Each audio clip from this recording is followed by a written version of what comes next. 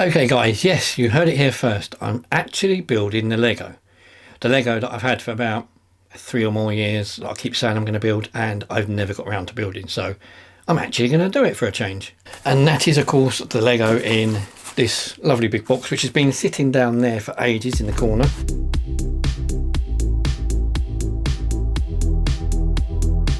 Now, as a kid, I was never much of a Lego builder. To be honest with you, in all my life, I've never been much of a Lego builder. Now, I have had friends that when I was a kid, my friend Chris used to have a nice Lego set. He used to have like a whole track thing, like the moon base one, I think, and he had a street thing, everything laid out, and we used to go around and build that and play with that. But other than that, I never really was into it. So over the last sort of 30 years or so, I would say, probably longer to be honest, I haven't really built much in the way of Lego. Now of course I did a video some time back building this one, the Tron set, which I love. That's up there on my shelf. You've seen that, you've seen me build that and light it. It's a really good and really interesting set, and the reason I've still got the box and stuff, because you still get little spare bits with it just in case. But also a few years before that I had a Lego Technic set for a birthday once, which was a digger truck, which is this thing here. Now this obviously is different than ordinary Lego because it doesn't look like ordinary Lego, it looks like Lego Technic, which means it does all sort of moving things. It's even got stuff, that's it, you can lift up the thing by doing that. In the last sort of 30 odd years, that and the Tron are the only two that I've built. So that brings us to why I have this. And it's quite simple. I love architecture. I've always been a fan of architecture. I think it probably harks back to when I was at school and I used to do like the technical drawing plans and that sort of stuff and art. And I love technical stuff like technical drawings, plans, that sort of stuff. But I've also had a massive love of architecture for donkey's years and years and years. My favourite style of architecture is Art Deco, to be fair. And I've taken a few pictures of some Art Deco buildings, been some places where there are some. But I also just love buildings in general. You'll notice that from some of my photos.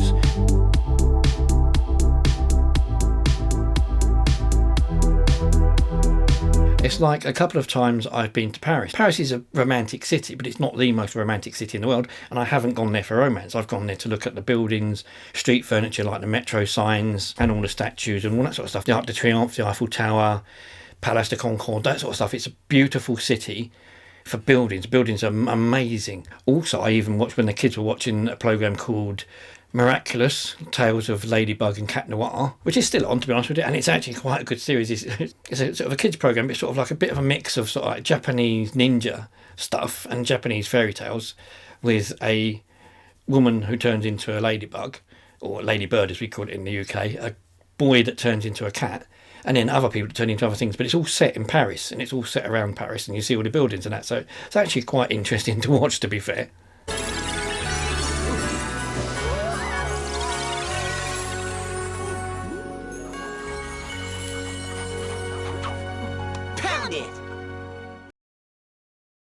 I've also been collecting the odd book here and there, or reading the odd book from the library, or getting books about architecture. I follow Architecture Digest on Facebook, or I did. I don't see much of it now. I sometimes download the magazines from, again, videos you've seen on here where I get magazines from. There's magazines like Wallpaper, which is art, architecture and so on. So I've always been into it in that way. When the computers came along, 3D modelling, stuff like that, it was great to do on a computer. I had some 3D models of some of the famous architectural buildings. From some of the people that I like as architects. One of my favourite architects, or my favourite architect, is Lloyd Wright, and he designed buildings like the Guggenheim Museum, which is a very strange looking building but awesome looking building. But he also designed stuff all over the place, things like the Ennis House. He used to have a 3D model of the Ennis House, and he's a very famous architect and does amazing architecture. And through reading more about him, already knew quite a bit. I've got a lovely big book on Lloyd Wright, which has actually got part of the Guggenheim Museum on the front of it. I have another book about architecture in the 20th century, which basically covers hundreds and hundreds of buildings and designs. Again, Lloyd Wright on the front in Guggenheim Museum. And then I've got here at the moment Asian architecture as well, because some of the stuff that they do in China and places like that, some of these buildings are absolutely fantastic. It doesn't have to be traditional, it's very unusual and very great. So, how does that bring me back to Lego? A few years ago, Lego started doing architecture sets, and there were things like houses. You could buy a Lego White House, or you could buy Eiffel Tower, Big Ben, those sort of things. But you could also buy some proper architectural building from well-known architects. So things like Falling Water, which is an amazing building built by Lloyd Wright. They also did the Guggenheim Museum in New York as a Lego set, which again, it looks amazing. Wasn't one of my favourite sets because it's not the best. I don't know, it's not as technical as maybe I'd like it to be. So I like these sets, and I thought, well, these sets are really cool. But I never got around to buying any. And then probably, I don't know, was it 2017, 2018, somewhere around there, I think, I'm not sure, so don't quote me on the dates, they started doing the Lego Skyline sets. And the Skyline sets are what you see here with things like the San Francisco. But they also did London, New York, Paris, Tokyo. Over time they've added a bit more to it, so they've added things like Las Vegas. You can now get Singapore as well. And they look great. I think they even did a Moscow set, or if they haven't, there's one coming out. I've seen stuff about one somewhere. Now, in a video in 2019, I went to Brighton. I think it was a second day video vlog 110, where I went into the shopping mall in Brighton and I saw the Lego shop. And in the Lego shop, I considered then buying the San Francisco Skyline, which you'll see if you've watched that video. It's a long one, so don't watch all of it. But in that, I thought I was going to buy it then, and then I just changed my mind and thought, I don't know. And I ended up not buying it. So I'm in a Lego shop seriously considering buying an architecture set of San Francisco. But about 6 months later or so, May 2020, I decided to buy the set because I thought, well, it was in the pandemic then. I thought I might just as well buy it then and have something to do. And I've never got round to building it. Why San Francisco out of all of them? I quite like the look of the New York one, to be fair. The London one, I would probably get the London one at some point, maybe, depending how this one goes. But the London one does look a little bit, the London Eye looks a bit strange. But again, they're not meant to look exact, are they? So San Francisco looks a very interesting place. I've watched loads of the Dirty Harry films where Alcatraz and places like that have always featured. Films like The Rock with Sean Connery, I love that. The Rock is the most famous and was the most feared prison ever built. And of course my family, apart from me, everybody's been there. So I think my mum's been there 2-3 times, my brother's been there a couple of times, and I'm the only one that hasn't. And I thought, well, why not? It looks nice, it's got some interesting features. San Francisco is linked a bit to Lloyd Wright, my favourite architect, because there are a couple of his buildings there. There's like a gift shop with a really good door opening, and there's also, just up the road from San Francisco, the biggest building he ever designed, which is the Marin County sort of courthouse type civic building. It's enormous. So that's tied it to Lloyd Wright. Plus I love the design of this. They've got everything on there. Alcatraz, the steps, San Francisco's Golden Gate Bridge, which is super famous as we know. So I love everything about it, so I thought, why not? Let's buy it. So, next thing is, let's build it. Okay, so firstly, I suppose we need to look at what do we get and what does it do. Our Lego architecture box looks pretty cool, to be fair, doesn't it?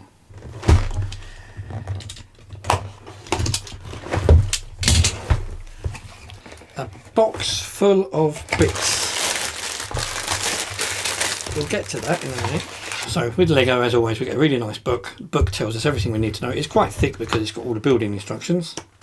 Now the nice thing about the book does give us some history of some of the buildings and what's going on. So the San Francisco skyline, and then the buildings we're getting. California Street, Painted Ladies, Salesforce Tower, Transamerica Pyramid, Colt Tower, Fort Point, of course Alcatraz Island and the Golden Gate Bridge. So they're the parts of the building that we're going to get and what we should be seeing at the end once we've finished our landscape. So we've got some of the other sets in the back of the book. Things like the Great Wall of China, Shanghai, the Statue of Liberty, New York itself and Las Vegas. Even the US Capitol building, which is an enormous set. That's the London one I was talking about. So I'm not so sure about the eye. It looks a bit, I don't know, not so bad. They have said they have done some new sets now though. The one that looks really colourful, the newest set, is the Singapore one. The Singapore ones are really colourful and bright compared to these ones. But we'll have a look, see what comes up next. Okay then, so let's have a look and let's get building. As with always, Lego sets, they're all marked in bags which ones you use first, which is quite good, although number one does look like it's got quite a lot of bits. And as well, the book actually shows you which bags build which part. So one's going to build that, two's going to build that, three's going to finish it off. So let's give it a go and see how we get on. So okie dokie, that is piece one, or the bottom piece, bag one, already done. They do give you spares as always, which I like about Lego, because you've got spares just in case you drop something or you lose something. There's a few bits left over which will go in the bag. Maybe to build something else, I don't know, who knows. So this is bag two. Bag two looks quite nice actually. You've got a few bits with sort of artwork and stuff on them, painting stuff on them. So this is going to be interesting. This is building a couple of the big buildings, big towery bits.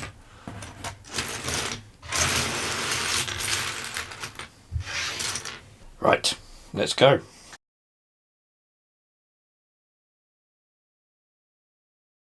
Okay, so that's the second bit done. Now, as with all of these Lego kits, there's loads of stuff, like all this intricate stuff down here, you're probably never going to see, because this is going to get covered up by other bits. There's all sorts of bits and bobs. There's like a spike thing in here.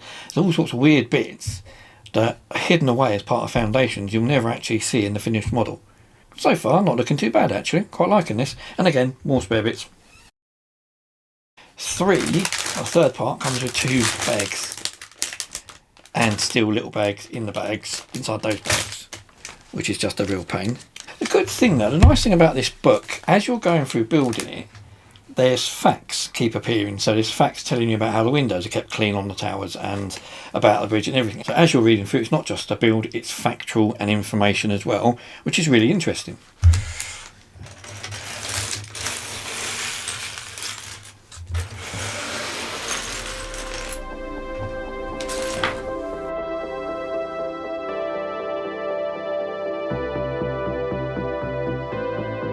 So there we are, done, finished, finito.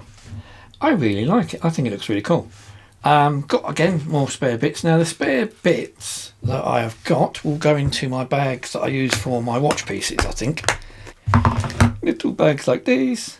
Strangely enough, for some reason I did actually have to use a spare bit that you wouldn't have normally used on the end here, because for some reason my bridge is slightly bent upwards and doesn't quite reach. But hey ho, doesn't matter, it still looks good and I'm still happy with it. Now I've got to think of somewhere to display it. So yeah, I do like the look of this actually. It's been fun to build and I'm really pleased with it. It's not overly huge, which is okay, that's good. It means it doesn't take up a lot of space and you don't have to spend hours and hours and hours finding millions of bits to build it. There's some nice touches in the box as well actually. When you look at the box, you've got on the inside, printed up here, this side it says "Oh Cool, Grey City of Love" by George Sterling. And the other side it says "East is East and West is San Francisco" by G. Henry. So I love these little touches and little bits and bobs that make it what it is. But as I said, I will definitely be building something else. I will get another one at some point. Maybe the New York one. The New York ones look quite nice. And maybe the London one, I don't know. But yeah, I've now got my mind to get something else. So anyway, thanks for watching guys.